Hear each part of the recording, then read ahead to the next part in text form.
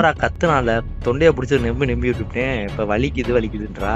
உடம்ப நல்லா மாதிரி சுருட்டி எடுத்துட்டேன் காலையில வச்சு வளைச்சு நெரிச்சிட்டேன்.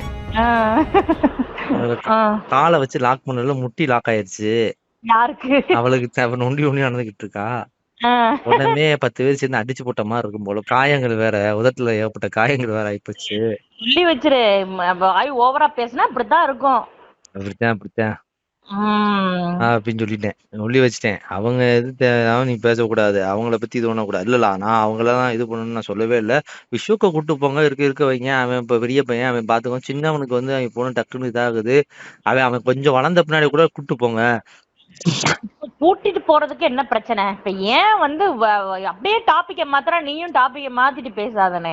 நீ அது தப்பு. நான் சொல்லிட்டேன் சத்தம் போட்டுட்டேன். இப்ப ஒரு 4 நாள் கழிச்சு வராங்க போல, 2 நாள் கழிச்சு வராங்க போல. எதுக்கு கூட்டிட்டு வந்து போற? இவனை சின்னவனை கூட்டு போறதுக்காக, கூட்டு போய் ஒரு வாரம் வச்சிருந்து அனுப்புறதுக்கு ஏதோ பிளான் பண்றா போல. செய்வா செய்யக்கூடிய ஆள் தானே.